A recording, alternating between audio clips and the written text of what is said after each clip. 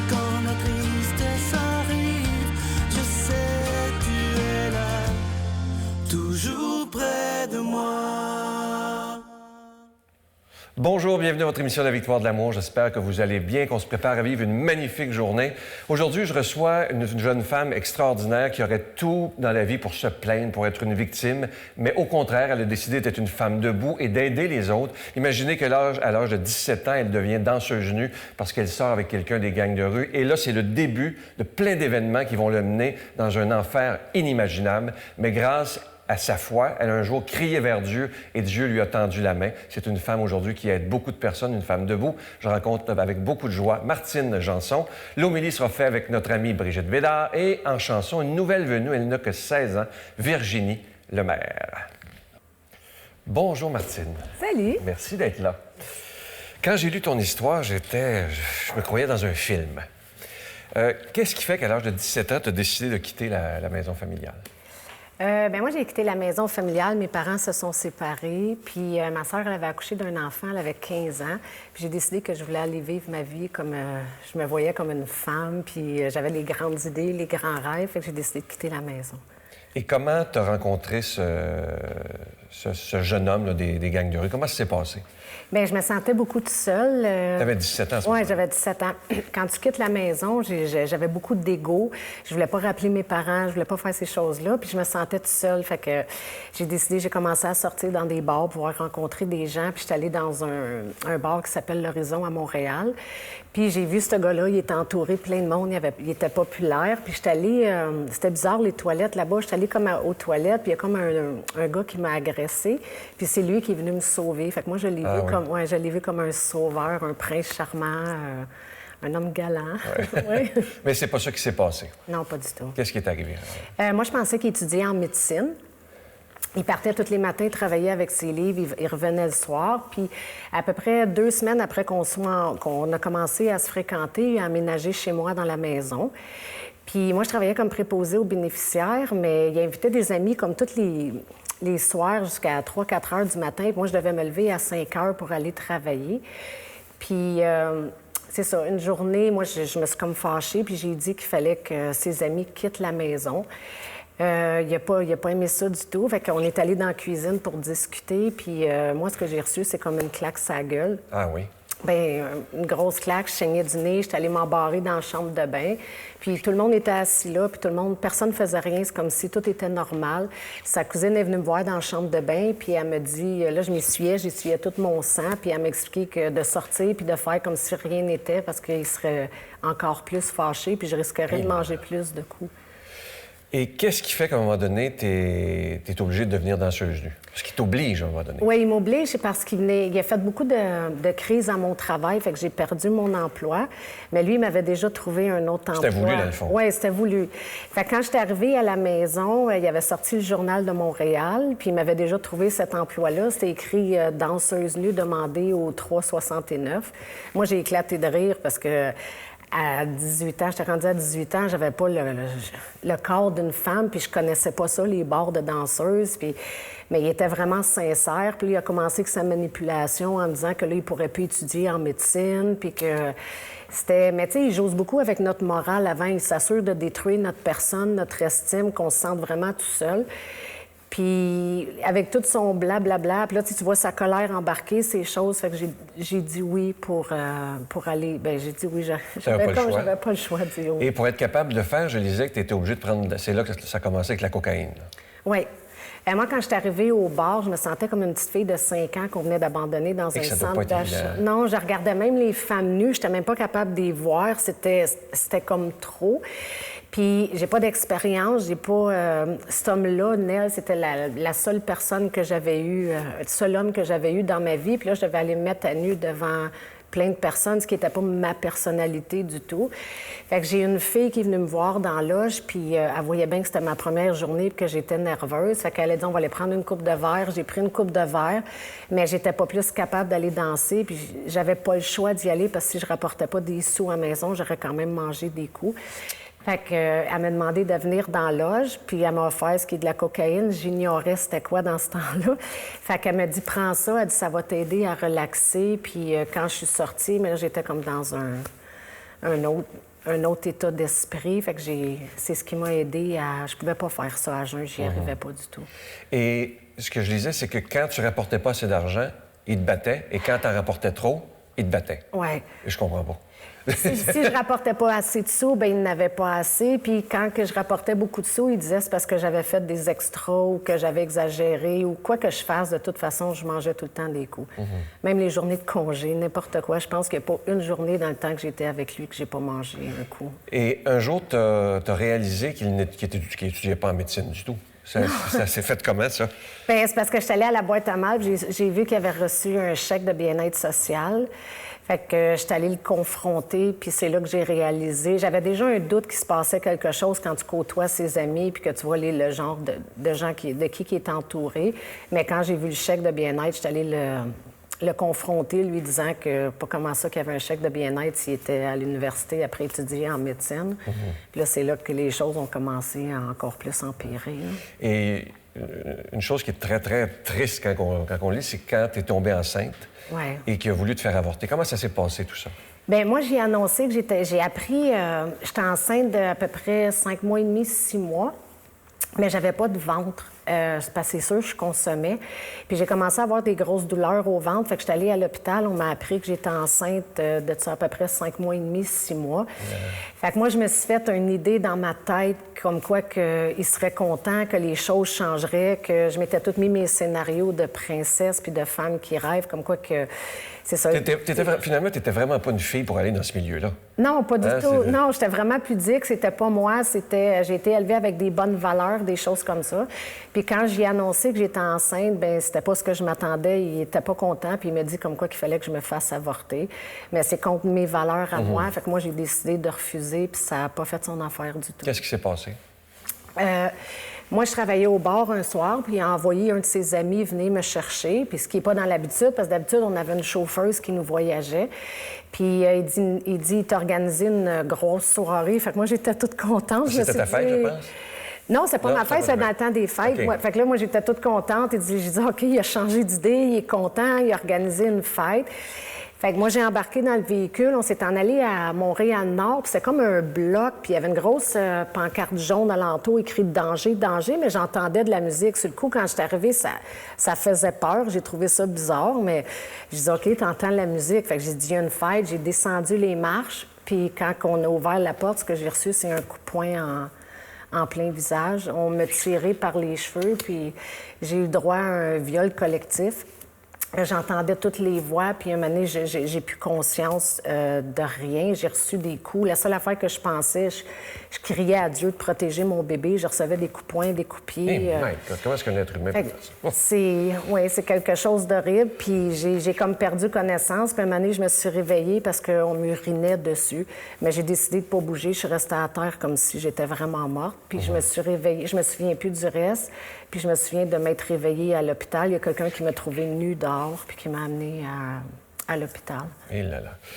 Et à un moment donné, après ça, tu as connu d'autres personnes, d'autres hommes. Ouais. Tu as eu 4 enfants en tout. Oui. Ils sont tous en santé? Oui, 4 merveilleux enfants, oui. Puis à un moment donné, tu t'es mis à ressortir dans les bars et tu te battais même avec les hommes. Oui. Après avoir... Quand on sort d'une relation comme ça, on se sent sali, on se sent détruit, on croit pas qu'on peut avoir quelqu'un de bien dans notre vie. Fait que j'ai ramené un gars de Bessic dans ma vie. Il était en prison. En tout cas, j'ai essayé de le sauver. Je me disais, lui, il va m'aimer. Pendant 10 ans, j'ai revécu de la violence conjugale. Mais je me voyais pas dans une mauvaise relation parce que quand il me frappait, je me défendais. Fait que pour moi, c'était une belle relation. Puis qu'est-ce que je faisais? C'est que je cherchais les abuseurs. Je sortais dans les bars. Puis quand je voyais un homme comme... tu sais, offrir un verre à une fille, puis qu'elle disait non, puis je la sentais agressée, bien, je me battais à grands coups de poing, à coups de bouteille. T'as pas l'air de ça. Non, j'étais pas... mais j'allais pas bien dans ma tête du tout. Je faisais de l'automutilation, je me coupais tous les jours. J'allais... Si on n'a pas d'aide, on va vraiment pas bien dans des... on redevient pas une femme normale avec le grand sourire quand on vit ces choses-là. Et qu'est-ce qui fait qu'un jour, t'en as eu assez et que t'as crié vers Dieu? Moi, je voulais mourir. Je me sentais pas à la hauteur d'être... J'avais honte de qui j'étais, fait que je me sentais pas à la hauteur d'être une maman pour mes enfants. Même si je m'occupais bien d'eux, j'avais toujours honte de qui j'étais, de ce qui était arrivé dans ma vie. Est-ce que tes enfants t'ont déjà reproché ça quand ils étaient plus jeunes? Mes enfants? Non. Jamais? Non. non. En tant que maman, même quand mon livre a sorti, les gens ont porté beaucoup de jugement parce que c'était écrit de danseuse. Les gens aiment faire du blablabla. Parce qu'ils ne connaissent pas l'histoire qui est en arrière de la personne. Les gens aiment tellement ça juger. Oui, beaucoup. Mais mes enfants, ils m'ont toujours... quand le livre a sorti, ils étaient tellement fiers. Mes enfants, ils m'aiment beaucoup. Ils ont beaucoup de caractère aussi parce que j'ai vécu dans des maisons de violence. Mais c'est ça, une journée... J'en pouvais plus, je voulais mourir. Puis je suis tombée à genoux, puis je criais à Dieu, mais c'était tellement... J'étais remplie de colère, là. J'ai dit plein de méchanceté. Tous les noms qui n'existent pas sur la terre, il est tough parce qu'il les a tous pris, là, il les a tous reçus. Puis j'ai crié « T'existes même pas », puis j'étais fâchée. Puis à force de crier « T'existes même pas », ça me dit dans ma tête « À qui tu parles d'abord ?» Puis là, j'ai comme éclaté de rire en voulant dire, ouais, s'il n'existe pas, je t'apprends à parler. Puis quand je me suis virée de bord, je sais toujours pas aujourd'hui encore, il y avait comme un livre sur ma table de cuisine, c'était écrit « Le miracle de votre esprit ». Puis moi, j'ai commencé à lire ce livre-là. C'est un livre qui parle de Dieu, puis de nous avec Dieu. Là. Puis ça a complètement changé ma vie, ça. Complètement. Complètement. Et quel a été ton cheminement après ça pour arriver vers Jésus? Là? Alors, Jésus est extrêmement important pour toi. Bien, mon cheminement, moi, j'ai lu les livres, je mettais les choses en pratique. Puis, je suis arrivée une journée dans un... Moi, je faisais de la compétition de karaté, je fais de la boxe, du muay thai, tous des sports d'action. Puis, je suis arrivée dans une compétition de karaté, puis je m'en allais me battre avec une fille. Puis cette fille-là, on a commencé à discuter, puis elle allait pas bien. Puis moi, j'ai commencé à y parler de Dieu. Et là, maintenant, à cause de cette belle foi-là que tu vis, tu dis que tu n'as plus peur de rien. Non. Rien. Non, rien.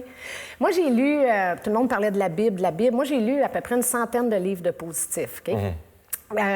J'ai décidé de lire la Bible. Puis j'ai clenché ma Bible en 3 semaines. Je l'ai noté, j'ai écrit des versets, puis je me suis aperçue que... Très peu de gens font ça, lire la Bible. Bien, je l'ai clenché. Je voulais comprendre, je voulais savoir. Puis je me suis aperçue que tout ce qui est écrit dans les livres de positifs est déjà dans la Bible. Ah ben oui. C'est déjà tout. Jésus est le plus grand. Si les gens pouvaient savoir, c'est comme du copier-coller. Ouais. Puis moi, j'ai décidé de mettre en pratique ce qui était écrit. Puis j'ai mis Dieu au défi plusieurs fois. Là. Oui, parle-moi de... Ça, c'est très beau, et je sais que ça arrive. Quand tu l'as mis, vous aviez besoin de nourriture. Oui. Et là, c'est là que tu dis que Dieu, il abandonne jamais ses enfants. Qu'est-ce qui s'est passé? C'est très beau, ça. Bien, moi, j'avais un cancer de peau. Puis je fais de la chimio, fait que j'avais pas de travail, j'avais pas rien. Puis j'ai manqué de nourriture à la maison. Puis j'avais mon petit frère Mathieu qui restait avec moi. D'habitude, on s'arrange tout le temps. Mais là, on est arrivés les deux qui n'avaient plus rien. Là, on n'avait plus de sous. J'ai même pas une pinte de lait dans le frigidaire. J'ai mis Dieu au défi devant mon petit frère Mathieu. J'ai dit, arrête de capoter. Là. J'ai dit, Dieu m'a jamais laissé tomber. Puis j'ai dit, check bien ça. J'ai même pas eu conscience de ce que j'ai dit. J'ai dit, check bien ça, il va nous envoyer de la bouffe. Puis j'ai dit, en plus, ça va être livré à la maison. Mais là, je suis montée en haut dans ma chambre, puis je disais, oh non, Seigneur, là, je fais un témoignage devant mon frère. Puis j'ai dit, OK, sérieux, j'ai dit que la bouffe serait livrée à la maison. Mais j'étais allée me coucher. Puis le lendemain, j'ai reçu un téléphone du Book humanitaire qui m'appelait. Il y avait eu mon nom par la Maison des jeunes. Puis la madame, quand elle m'a appelée, ce qu'elle me dit, elle dit, j'ai appris que vous aviez un cancer. Elle m'a demandé si j'avais un besoin. Puis j'ai dit oui, j'ai plié sur mon égo. J'ai dit j'avais besoin de nourriture. Pendant 1 mois de temps, ils sont venus livrer les boîtes de nourriture en avant de ma porte, ce que j'avais dit mot à mot. Dieu l'a réalisé. Ah, bien, Dieu, c'est pas un menteur, ça. Non. Hein? C'est toujours ses promesses. Oui. En terminant, tu as écrit une lettre à Dieu pour trouver l'homme de ta vie. Oui. J'ai mis Dieu encore au défi. J'ai dit à Dieu que je donnais 2 semaines à Dieu pour mettre l'homme de ma vie dans ma vie. On peut le mettre au défi, mais pas trop. Fait que Dieu, il a mis... Je suis allée chez une de mes amies, puis moi puis Alexandre, on a comme croisé notre chemin. Mais c'était pas le temps. C'était pas le temps. Alexandre, il consommait, il avait des gros problèmes de consommation. Puis j'ai prié Dieu, j'ai demandé à Dieu, j'ai dit c'est vraiment l'homme de ma vie. Parce que quand je l'ai rencontré, ça disait c'est lui, c'est lui. Puis je sais quoi, c'est lui. Puis là, je me suis souvenue de la lettre que j'avais écrite à Dieu. Puis j'ai dit à Dieu que si c'était l'homme de ma vie, il fallait qu'il l'envoie en thérapie. Il l'a envoyé en thérapie. Après ça, il s'est passé d'autres choses. Parce que les gens, il faut qu'ils comprennent, des fois, on demande des prières. Les prières sont exaucées maintenant. Puis des fois, on demande des prières, puis les gens disent « Ah, Dieu, il réalise pas les prières. » C'est pas vrai. Il réalise tout au complet. Ouais. Mais il faut lui donner le temps de mettre les choses en place. Lui, il doit mettre des événements, de mettre des personnes. C'est pas un magicien, là. Non, puis pendant 10 mois de temps, même les gens ne croyaient plus à ma prière. Tous les gens qui me côtoyaient, puis je disais non, moi, Dieu me dit que c'était l'homme de ma vie. J'ai prié pour lui pendant 10 mois de temps. C'est beau, hein? Oui, puis aujourd'hui, il ne consomme plus, tout va bien, on se marie. Oui, la vie est... Moi, je vous le dis, Dieu, c'est... Ce que nous, on ne peut pas faire, lui, il peut le faire. Et je répète ce que je dis souvent depuis 22 ans. Vous voyez, on aurait pu juger Martine parce que, bon, t'as été danseuse, la drogue et tout ça. Et vous voyez, quand on connaît l'histoire, on comprend mieux qu'est-ce qui t'a amené là. Et je vous redis, il n'y a jamais personne d'irrécupérable avec Jésus. Ça, jamais. Peu importe dans le degré du fond du baril qu'on est allé, il y a toujours moyen de s'en sortir. Je veux inviter les gens à lire ton livre, qui est vraiment magnifique. C'est écrit par Marc Fisher, Martine Janson, danseuse et maman. C'est aux éditions Québec, Amérique. Ça se lit comme un roman. Si je peux donner un conseil, c'est le jugement, c'est ce qui nous détruit le plus. Moi, quand j'ai essayé de m'en sortir, j'avais pas juste les coups, c'est les gens qui me jugeaient, qui m'empêchaient de partir. De se remplir d'amour pour les gens. On peut donc détruire des gens, les jugeants. C'est ce qui les aide à s'en sortir. En terminant, j'ai plus de temps, il me fait des signes de partout. Tu as réussi à pardonner à tous ces gens qui t'ont fait du mal, même le viol collectif et tout ça? Oui. Oui. C'est libéré à l'intérieur de toi. Oui, pour moi, pardonner, c'est d'abandonner les événements. Je ne pouvais plus vivre avec le gros bagage que je traînais. C'est pesant, ça garde dans l'agressivité, ça garde dans la souffrance, ça garde... Moi, j'ai remis tout ça dans les mains de Dieu. C'est pas à moi à s'occuper de ça, c'est à lui. Il va mettre des événements, il va mettre des choses en place que ces gens-là comprennent. Puis c'est peut-être des gens qui souffrent encore plus que moi, j'ai pu souffrir dans ma vie. On va écouter une belle chanson interprétée par Virginie Lemaire, une chanson de gratitude. C'est une chanson qui a été popularisée par Nana Mouskouri. Alléluia.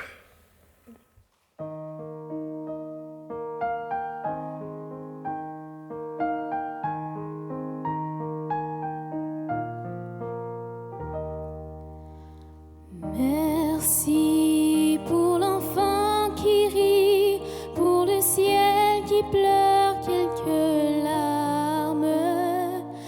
Merci pour le vent du soir, pour le chant d'espoir.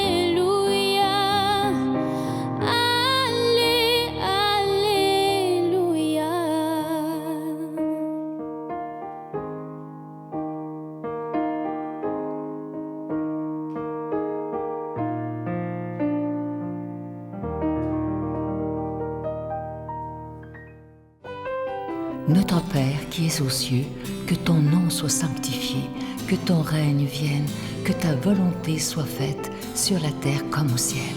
Donne-nous aujourd'hui notre pain de ce jour. Pardonne-nous nos offenses comme nous pardonnons à ceux qui nous ont offensés. Ne nous laisse pas entrer en tentation, mais délivre-nous du mal, car c'est à toi qu'appartient le règne, la puissance et la gloire pour les siècles des siècles. Amen. C'est la dernière semaine que je vous parle de ce magnifique cadeau du mois. Comme je vous dis depuis le début, une exclusivité de la Victoire de l'Amour. Vous ne retrouverez jamais ça dans les magasins. Ça a été fabriqué pour les gens de la Victoire de l'Amour. C'est fabriqué au Québec. Il s'agit de ce magnifique médaillon de la Vierge Marie qui est fabriqué en zinc fini antique. Alors, d'un côté, vous avez une magnifique reproduction du visage, comme on se l'imagine, de la Vierge Marie. Et de l'autre côté, elle nous dit ceci. C'est gravé dans la pierre. « Je te protège, mon enfant, et je t'aime ». Je vous rappelle que c'est avec un don de 25 $. Si vous en voulez deux, avec un don de 40 $. Et je vous le dis, ça se donne tellement bien en cadeau aux plus jeunes, comme moi, je l'ai toujours dans mes poches, et aux gens peut-être plus âgés qui vivent des moments difficiles aussi dans les hôpitaux. Je pense que ça peut être très réconfortant. Simplement, c'est symbolique, bien entendu. Bien, ça nous rappelle que dans les moments d'épreuve, on n'est pas seul, que Marie, notre mère, elle est toujours là pour nous accompagner dans les moments difficiles. Je vous donne l'adresse, la Victoire de l'Amour, casier postal 120, succursale Boucherville à Boucherville, le J4B 5E6, je vous la redonne. La Victoire de l'Amour, casier postal 120, succursale Boucherville à Boucherville, le J4B 5E6. Également par téléphone, par carte de crédit du lundi au vendredi, de 8h30 à 16h30 dans le 514-523-4433, 523-4433 ou sans frais le 1-888-811-9291, 1-888-811-9291 et aussi sur notre site Internet, le www.lavictoiredelamour.org. Je veux vous remercier de tout cœur de votre grande générosité. Merci aussi de votre prière. Ça, c'est le plus important. Merci de tout mon cœur. Mon Dieu, donnez-moi la sérénité d'accepter les choses que je ne peux changer, le courage de changer les choses que je peux et la sagesse d'en connaître la différence. Amen.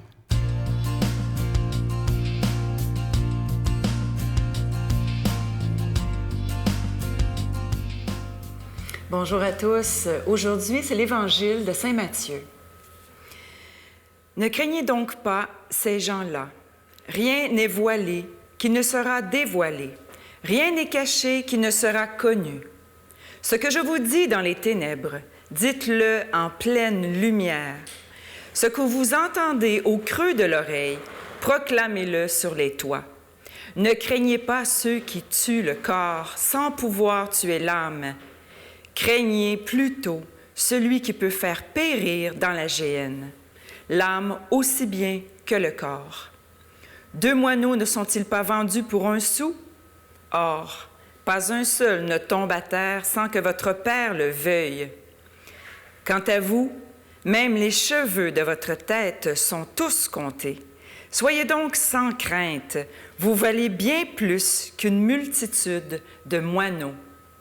Quiconque se déclarera pour moi devant les hommes, moi aussi je me déclarerai pour lui devant mon Père qui est aux cieux. Mais celui qui me reniera devant les hommes, moi aussi je le renierai devant mon Père qui est aux cieux. Parole du Seigneur. Alors voilà une parole tout à fait adéquate pour Martine qu'on vient d'entendre aujourd'hui. Le Seigneur Jésus est venu pour dévoiler des choses sur Dieu, mais il nous en reste beaucoup à apprendre sur Dieu. Mais ce qu'il nous a dit sur Dieu, c'était, je crois, l'essentiel, que Dieu est amour et que Dieu est vivant. Et c'est exactement ce que j'entends dans le témoignage de Martine aujourd'hui. C'est que, oui, Dieu est amour, mais il est tellement cet amour-là qui vient nous ressusciter dans notre mort. Et le corps de Martine aura eu beau être battu, abusé ou quoi que ce soit, humilié, eh bien, rien n'a réussi à tuer son âme. Et c'est son âme aujourd'hui qui est là puis qui vient nous parler.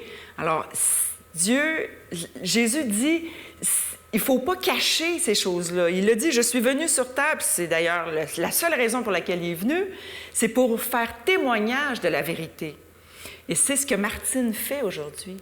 Elle vient nous rendre témoignage de la vérité, de l'agir de Dieu dans sa vie personnelle, à tous les jours, dans des choses fabuleuses comme la redresser alors qu'elle était littéralement en enfer, mais dans des petites choses de la vie quotidienne aussi, dans le fait d'apporter l'essentiel de la nourriture. Alors oui, on a besoin de nourrir notre âme, mais on a aussi besoin de nourrir notre corps. Et ça, même ce besoin-là, puisque c'est Dieu qui nous a créés, ce besoin-là est comblé par Dieu tous les jours. Si on lui donne tout pouvoir, il faut s'en remettre à lui. Et je trouve que le témoignage de Martine était tout à fait adéquat pour cet évangile-là aujourd'hui. Le Seigneur dit que quand on est témoin de lui, témoin de son amour, bien, il faut aller le dire. Et c'est exactement ce qu'elle fait. Ce dont elle ne nous a pas parlé, Martine, dans l'entrevue, parce qu'on ne peut pas tout dire, mais elle nous dit aussi qu'elle travaille pour les femmes qui sont détenues en prison. Elle donne beaucoup de conférences pour les femmes qui sont détenues. Et ces femmes-là, même où est-ce qu'elles sont aujourd'hui, bien, Dieu, il sait qu'elles sont là. Dieu travaille dans leur vie. Dieu vient leur parler aujourd'hui. Des fois, c'est personnellement, mais aussi c'est par des personnes qui viennent de l'extérieur, comme Martine. Et j'espère que si on est touché par le Seigneur, j'espère qu'on va se lever et le dire. Comme on fait aujourd'hui à l'émission La Victoire de l'amour, comme on le fait chaque jour à La Victoire de l'amour, mais aussi comme le fait Martine. Et je vous invite tous à vous lever et à vraiment le dire, ce que Dieu fait dans votre vie. Les gens ont besoin de l'entendre, ont besoin de ce témoignage de vie, de résurrection, d'amour. Il le fait dans notre vie, mais il va le faire pour tout le monde. Et je demande au Seigneur de nous bénir dans cette vie, au nom du Père, du Fils et du Saint-Esprit. Amen. Je vous salue Marie, pleine de grâce. Le Seigneur est avec vous. Vous êtes bénie entre toutes les femmes, et Jésus, le fruit de vos entrailles, est béni. Sainte Marie, Mère de Dieu, priez pour nous pauvres pécheurs, maintenant et à l'heure de notre mort. Amen. Mon Père, je m'abandonne à toi. Fais de moi ce qu'il te plaira. Quoi que tu fasses de moi, je te remercie. Je suis prête à tout, j'accepte tout, pourvu que ta volonté se fasse en moi, en toutes les créatures. Je ne désire rien d'autre, mon Dieu. Je remets mon âme entre tes mains. Je te la donne, mon Dieu, avec tout l'amour de mon cœur, parce que je t'aime, et que ce m'est un besoin d'amour de me donner, de me remettre entre tes mains, sans mesure, avec une infinie confiance, car tu es mon Père.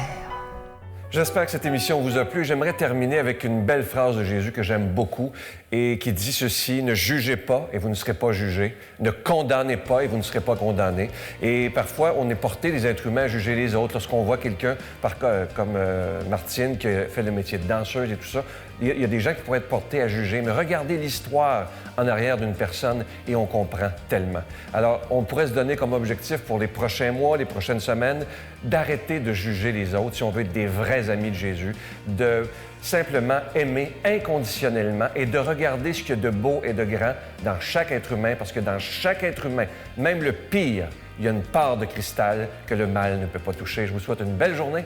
À demain. Bye.